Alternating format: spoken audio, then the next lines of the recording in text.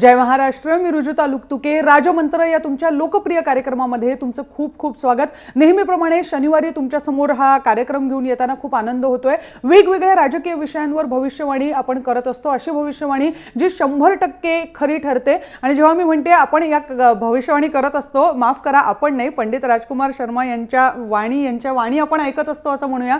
या कार्यक्रमात नेहमीप्रमाणे पंडितजी आलेले आहेत आज. बहुत बहुत स्वागत है पंडितजी आपका इस शो में. धन्यवाद. बिल्कुल.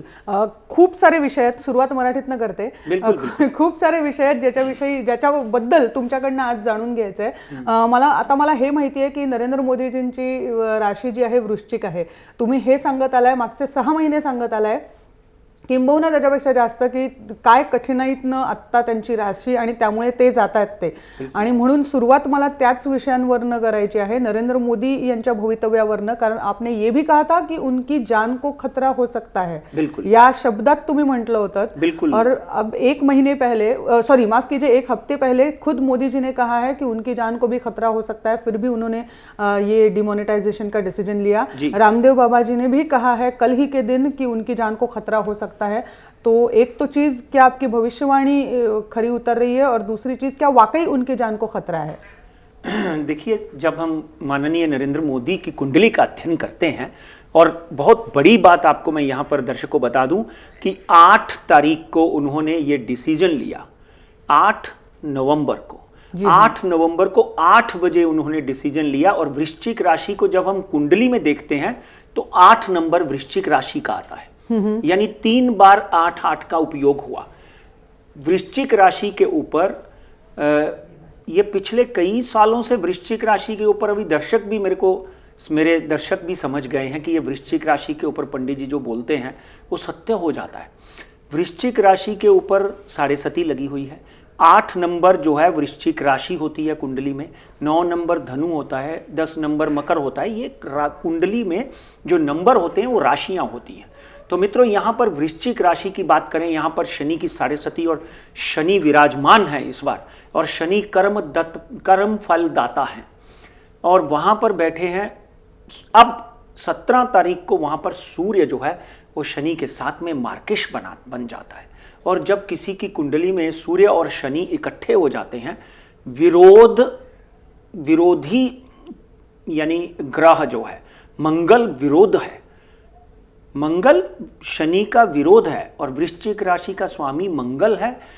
इस वक्त शनि और मंगल की एक्सचेंज भी चल रही है. नंबर 1, शनि और मंगल का एक्सचेंज का मतलब, मंगल शनि की राशि में बैठा हुआ है और शनि मंगल की राशि में बैठा हुआ है. 8 नंबर में शनि बैठा हुआ है और 10 नंबर में मंगल बैठा हुआ है. लेकिन क्या इसका परिणाम क्या हो रहा है? बिल्कुल, इसका परिणाम जो है वो दूभर होता है. कहीं ना कहीं आतंकवादी, इस तरह की जो हमारे देश में इस वक्त का वातावरण चल रहा है, आतंकवादी उसका नाजायज फायदा उठा सकते हैं. देखिए, भारतीय जनता पार्टी के जितने भी मेरे शिष्य मित्र हैं, उनसे मेरी करबद्ध प्रार्थना है कि ओवर कॉन्फिडेंस में आपने, भारतीय जनता पार्टी ने बिहार के इलेक्शन में बुरी तरह से हार प्राप्त की थी. ओवर कॉन्फिडेंस में इस तरह का डिसीजन पंत प्रधान ने लिया जरूर. अगर उन्होंने किसी से पूछा भी है तो उनकी पर्सनैलिटी और उनकी डोमिनेशन पर्सनैलिटी को देखकर कोई आगे बोल नहीं पाया. इस तरह के वातावरण में उन्होंने डिसीजन ले लिया. मंगल जो है वो न्यूरो सिस्टम को रिप्रेजेंट करता है दर्शकों. न्यूरो सिस्टम मतलब आपकी सोच के ऊपर मंगल बैठा हुआ है. मंगल धरणी गर्भ संबुत्तम विद्युत कांति संप्रभम कुमारम शक्ति हस्तम तम मंगलम प्रणमाम्यहम. मंगल धरती का देवता है, मंगल सोच का देवता है, मंगल न्यूरो सिस्टम का देवता है. साइकोलॉजी जो है वो मंगल रिप्रेजेंट करता है. आपका बड़ा दिमाग, छोटा दिमाग, मेंदू मंगल से चलता है. तो उसके ऊपर शनि दैत्य ग्रह है, और ऊपर से सूर्य बैठा होना डेफिनेटली एक विस्फोटक. और पूरे अगले 14 जनवरी तक प्रधानमंत्री जी जो है वो सूर्य है. देश का राजा कौन होता है? प्रधानमंत्री. ग्रहों का राजा कौन होता है? सूर्य. सूर्य शनि के साथ में एक विष योग बनाकर बैठा हुआ है. इसलिए पंडित जी, क्या ये चेतावनी है आपकी? ये चेतावनी है और ये चेतावनी के साथ साथ में एक हाथ जोड़कर आग्रह भी है। उन्होंने देश के लिए बहुत बड़ा काम किया है, ऐसा भी हो सकता है आगे आने वाले दिनों में हो सकता है कि देश इससे एक नई दिशा की तरफ चला जाए। आज जिस तरह की तकलीफ हो रही है मगर उसको देखना बहुत ज़रूरी है। ऐसा है वो खुद भी अंदर से हो सकता है उनको ये महसूस हो रहा है, मगर इस वक्त 14 जनवरी तक मेरी करबद्ध प्रार्थना है भारतीय जनता पार्टी के सब मंत्रियों के सामने और माननीय प्रधानमंत्री जो हमारे देश के प्रधानमंत्री माननीय नरेंद्र मोदी हैं, आरएसएस के बड़े बड़े नेता हैं, उनसे करबद्ध प्रार्थना है और हमारी एजेंसीज़ जितनी भी एजेंसीज़, चाहे वो एसपीजी है चाहे वो सीआईएसएफ है, वो किसी भी तरह की सुरक्षा में कोई भी सेंध ना लगने दे, क्योंकि जो बाबा रामदेव ने कहा है वो कुंडली में भी प्रमाणित होता है। डेफिनेटली हमारे पंतप्रधान, प्रिय पंतप्रधान जो हैं उनकी जान को खतरा हो सकता है, क्योंकि ग्रहों की रचना व्यू जो है वो इस वक्त अच्छी नहीं है। और मैं तो हमेशा कहता हूँ नियति को कोई नहीं टाल सकता, जो होना है वो होकर रहता है, मगर कहीं ना कहीं दुआ प्रार्थना से जो पत्थर सिर पे लगना होता है वो पैर पर लग जाता है। इसलिए आज मैं पंतप्रधान को और भारतीय जनता पार्टी के सभी लीडरान से ये एक परामर्श देता हूँ उनको कि एक महामृत्युंजय का और एक कष्ट निवारण पूजा भारतीय जनता पार्टी के लिए और पंतप्रधान के लिए करना अनिवार्य है। वो खुद भी पाठ पूजा, धर्म और देवियों की पूजा, नवग्रह हो, नव देवियों की पूजा, जल के ऊपर उपवास रखते हैं, तो उनको इन प्रार्थनाओं से एक सुरक्षा मिलेगी। ये जरूर ज्योतिष में एक सलाह दी जा सकती है। बिल्कुल, और 5 ग्रहों की बिल्कुल सेहत और उनकी सुरक्षा के लिए हम भी प्रार्थना करेंगे। बिल्कुल। लेकिन उन्होंने जो ये निर्णय लिया 8 नवंबर, अब सबको ये तारीख याद रह जाएगी। 8 नवंबर के रात के 8 बजे जो भाषण उन्होंने दिया और जिसमें उन्होंने कहा कि 12 बजे के बाद 500 और 1000 की नोटें जो है पुरानी वाली वो बंद हो जाएंगी, उसका परिणाम आज भी हम देख रहे हैं। लोगों को जो सहना पड़ रहा है, उसके बाद राजकीय जो उसका परिणाम है, राजनीतिक परिणाम जो है वो भी हमारे सामने है। तो उसी के बारे में मुझे पूछना है कि ये कुछ जो वातावरण बना हुआ है इस वक्त, विपक्ष है जो कुछ भी मानने के मूड में नहीं है, आज राज ठाकरे जी भी उसके खिलाफ बोले हैं, तो ये जो परिस्थिति, ये जो वातावरण राजनीति में भारत की बना हुआ है, उसके बारे में आप क्या कहेंगे? क्या आगे का जो मौसम के हाल क्या है इस बारे में? देखिए, मौसम जो है वो बड़ा ही वॉलेटाइल है। कहीं भी कोई भी रोशनी की किरण नजर नहीं आती। ज्योतिष शास्त्र में 5 ग्रह खराब हुए हैं, उसके ऊपर हम आपके सामने चर्चा करेंगे। आज राज ठाकरे ने जो बात की, एकदम उत्तम बात की कि आप 50 लाख करप्ट लोगों के लिए पूरे देश को लाइन में खड़ा नहीं कर सकते। मित्रों, आज उन्होंने ये जो कहा कि एक मोटे ब्लैक होल में मोदी ने देश को डाल दिया है। आर्थिक स्थिति, आप 14 लाख, 15 लाख, 20 लाख करोड़ रुपए रिसीव करोगे, मगर जो बड़े बड़े घाघ हैं, आज ऐसी कंपनियां हैं जिनके ऊपर 1.25 लाख करोड़ रुपया बैंकों ने लेना है, 90 लाख करोड़ रुपया लेना है, 80 लाख करोड़ रुपया लेना है, 70 लाख करोड़ रुपया लेना है, उनको तो माफ कर रहे हो। राज ठाकरे साहब ने जो बात कही है वो बहुत मुद्दे की बात की है।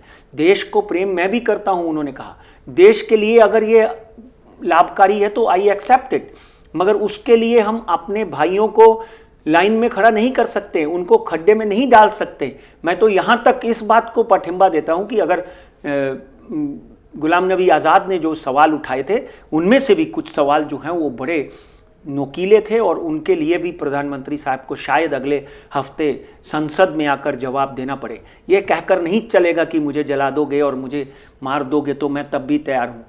देश इस वक्त एक ऐसी दिशा की तरफ जा रहा है, 5 ग्रहों का खराब होना उसके लिए जिम्मेदार है। उसके लिए मैं तो प्रधानमंत्री को भी जिम्मेदार नहीं मानता हूं, क्योंकि वातावरण जब ग्रह दशा खराब होती है तो रंक राजा बन जाता है, राजा रंक बन जाता है। आदमी चलता चलता ऐसी गलती कर देता है जिसकी उसको अपेक्षा नहीं होती, जानबूझकर नहीं होता है। ये मंगल की राशि में जब शनि बैठा होता है तो आदमी की सोच बदल जाती है, आदमी कुछ करना चाहता है, हो जाता कुछ है।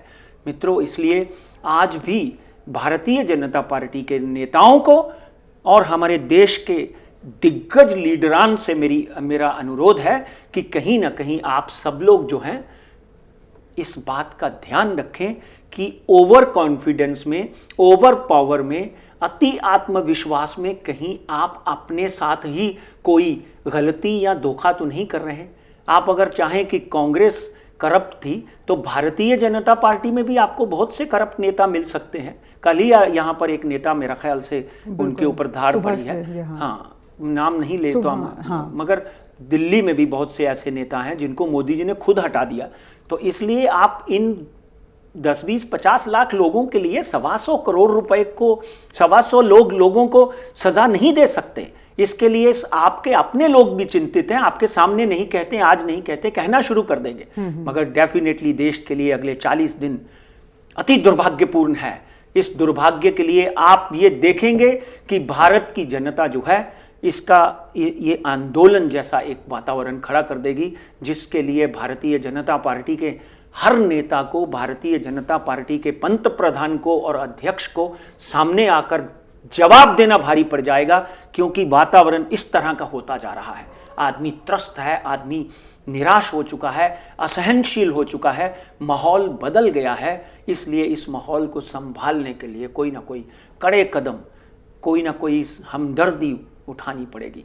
देश में अगर कोई शहीद होता है तो उसकी तुलना एक आम आदमी जो सड़क पर खड़ा है आपकी गलतियों का मुआवजा देकर मर जाता है, तो उसको भी कोई ना कोई बड़ी राहत मिलनी चाहिए। बिल्कुल पंडित जी, इसी को लेके, क्योंकि अभी बात थोड़ी समय पहले आपने एक जिक्र किया, 5 जो ग्रह है वो फिलहाल ऐसी स्थिति में है जिसकी वजह से ये वातावरण पैदा हुआ है, तो उसके बारे में भी थोड़ा आपसे जानना चाहूंगी, क्योंकि शो से पहले भी आपने मुझसे बात की थी। और दूसरी बात, क्या ऐसी ग्रह स्थिति, कौन से ये 5 ग्रह है, और दूसरी क्या ऐसी ग्रह स्थिति बनी हुई है जिससे कि विपक्ष को इस समय मदद मिल रही है और विपक्ष आंदोलन की मूड में है? देखिए, मैंने आपको पहले भी कहा था कि 17/4/2017 के बाद कांग्रेस और राहुल गांधी सशक्त होंगे, आगे बढ़ेंगे। आज फिर इस बात को मैं दोहराता हूँ। पिछले 1.5 सालों से बिहार की प्रेडिक्शन के बाद, डोंबिवली की प्रेडिक्शन के बाद, ममता, जया और इन सब 4 राज्यों की प्रेडिक्शन में भी मैं कहते आया हूँ कि ओवर कॉन्फिडेंस में मत जाएं। मित्रों, इस वक्त की बात है कि 17 तारीख को सूर्य शनि के साथ में वृश्चिक राशि में आ चुका है, जो बहुत ही घातक है। पंत प्रधान हो या चीफ मिनिस्टर हो या आरएसएस के मुखिया हो या सोनिया गांधी हो, किसी भी तरह से मैं तो यहां तक पंत प्रधान को कहूंगा कि आप पब्लिक रैली में अगर जाते भी हैं तो आपको सुरक्षा जो है एयरपोर्ट से लेकर वहां तक ऐसी होना चाहिए कि किसी को कानों कान खबर ना हो। दूसरा, जो 2 ग्रहों का मैंने वर्णन किया, सूर्य एंड शनि। तीसरा, मंगल की राशि में शनि बैठे हुए हैं, वो भी एक विस्फोटक विष योग का निर्माण बना हुआ है। बुध शनि के साथ में नीच हो चुके हैं, जिसका अर्थशास्त्र के ऊपर बहुत बड़ा इफेक्ट होगा। बाजार में आप देखिए क्या हाल हो रहा है, जी हाँ। खरीदार नहीं है।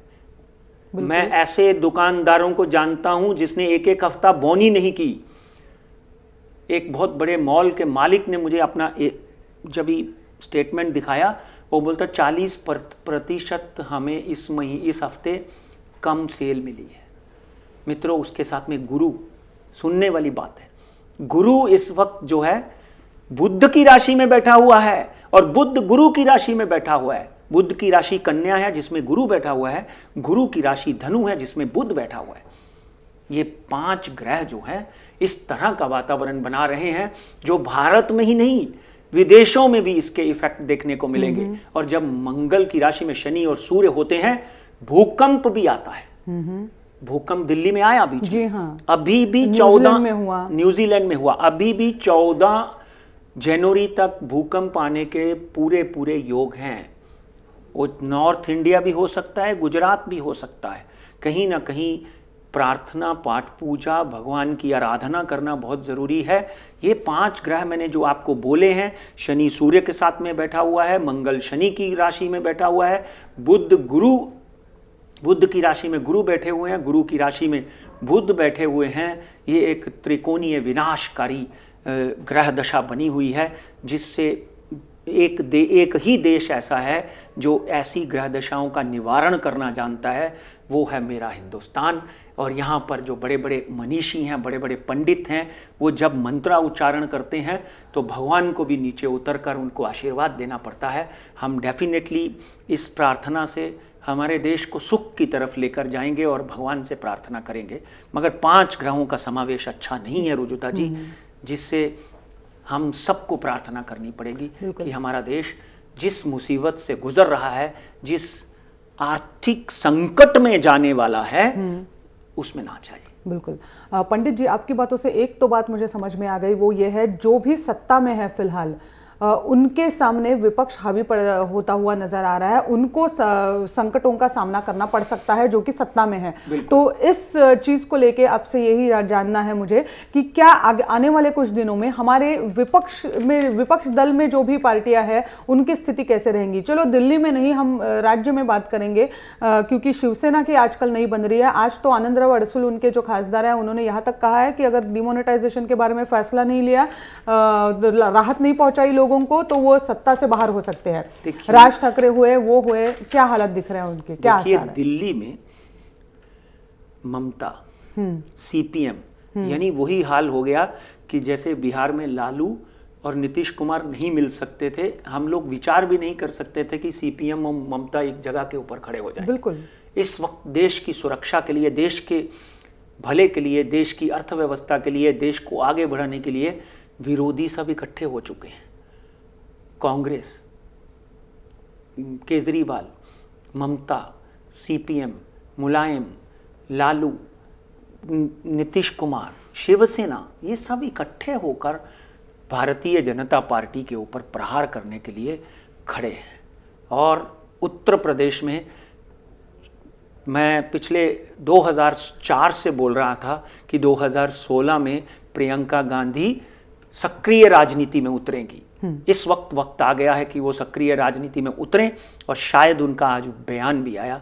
अपनी माता और अपने भाई के साथ में वो यूपी में डेरा डालकर कहीं ना कहीं, जो मैंने पिछली बार बोला कि मायावती हो या मुलायम हो, पर मायावती जी के चांसेस सबसे ज़्यादा हैं, कांग्रेस के साथ में मिलकर सरकार बनाने में सक्षम हो जाएं। कांग्रेस को यहाँ 10 सीटें भी नहीं दे रहे थे, आज के दिन कांग्रेस को 40 से 50 सीटें देनी शुरू कर दी हैं। अभी 2 महीने पड़े हैं, वातावरण का कोई भरोसा नहीं। आगे आने वाले दिनों में कांग्रेस जो है वो जिस तरह बिहार में 30 सीटें लेकर सत्ता में भागीदार हो चुकी है, इसी तरह यूपी में भी होती हुई दिखाई देती है। और 17/4/2017 आज फिर वापस दोहरा रहा हूँ, वही बच्चा, वही राहुल गांधी उपाध्यक्ष इस देश को एक नई दिशा देगा। मुझे बहुत लोग कहते हैं कि ये वातावरण बन रहा है, हम मानते नहीं थे, मगर मानना पड़ रहा है कि राहुल गांधी की दशा अच्छी आ रही है, कांग्रेस वापस सत्ता में आ सकती है। इसलिए भारतीय जनता पार्टी को कड़े कदम उठाने पड़ेंगे, ठोस कदम उठाने पड़ेंगे, जिससे जनता त्रास ना हो, जनता सुखी हो। पंडित जी, आपने अभी जब राहुल गांधी जी के बारे में बात की, आपने कहा कि वो कांग्रेस के उपाध्यक्ष है, वाकई उपाध्यक्ष है, लेकिन ऐसे आसार लग रहे हैं कि इलेक्शन के बाद वो अध्यक्षता धारण कर ले। देखिए, पक्की बात है, इस वक्त जो उस दिन जो अध्यक्ष पद की शपथ लेते लेते रह गए, अध्यक्ष पद की उन्होंने, मतलब वो जो मीटिंग थी उन्होंने ही अध्यक्षता की, क्योंकि उनकी माताजी बीमार पड़ चुकी थी। मित्रों, मगर मैं तो उनको आज भी अध्यक्ष ही मानता हूँ, क्योंकि कहीं भी सोनिया जी जो हैं वो अभी हस्तक्षेप नहीं करती हैं, क्योंकि उनकी थोड़ी तबीयत भी नासाज रहती है। तो मुझे तो आगे आने वाले दिनों में एक बात ध्यान रखना, आगे आने वाले दिनों में राहुल गांधी के साथ वरुण गांधी भी खड़ा हुआ दिखाई देता है। क्या बात कर रहे हो? देख लीजिए आप, आगे आने वाले दिनों में राहुल गांधी के साथ वरुण गांधी भी खड़ा हुआ दिखाई देता है, और कहीं ना कहीं भारतीय जनता पार्टी से निकलकर वो अपने परिवार में आकर कांग्रेस को अपने पिता संजय गांधी की तरह सशक्त करता हुआ नजर आएगा। गांधी फैमिली का मिलाप कह सकते हैं हम उसे। बिल्कुल बिल्कुल। पंडित जी, जी हाँ, हमें पूछना, प्रियंका गांधी जी के बारे में मुझे पूछना ही था, तो वो तो जवाब आपने दे दिया है कि कांग्रेस की कमान वो संभालने वाली है यूपी के इलेक्शन में। तो चलिए, इसके बाद हम शेयर मार्केट के बारे में बात करते हैं, क्योंकि सब जानना चाहेंगे आने वाले हफ्ते में क्या लेवल्स शेयर मार्केट की आपको दिखती है। देखिए, मैंने पिछली बार बोला था कि 26,000 का आंकड़ा भी तोड़ सकती है बाजार, 26,105 पे बंद हुई। जी हाँ। मगर आज भी अगर हम देखें तो बाजार लावारिस पड़ा है। कहीं भी मार्केट में बाइंग एंड सेलिंग नहीं है। एफआईआईज की सेलिंग है मगर उनकी बाइंग कम है। बाजार 26,150 के ऊपर बंद हुआ। मित्रों, मैं अभी भी इस बाजार में पॉजिटिव नहीं हूँ। मुझे लगता है कि बाजार एक बार 25,500 का आंकड़ा देखेगा। ऊपर का स्तर जो है मेरा 26,400 26,500 के ऊपर नहीं है। बाजार में एक सुस्ती और बाजार में एक कमजोरी आपको रोज नजर आएगी। कुछ चुनिंदा बैंकिंग और फार्मास्यूटिकल को छोड़कर बाजार में एक कमजोरी नजर आएगी आपको। नेशनल स्टॉक एक्सचेंज निफ्टी का भी हमने जो स्तर बोला था वही हुआ।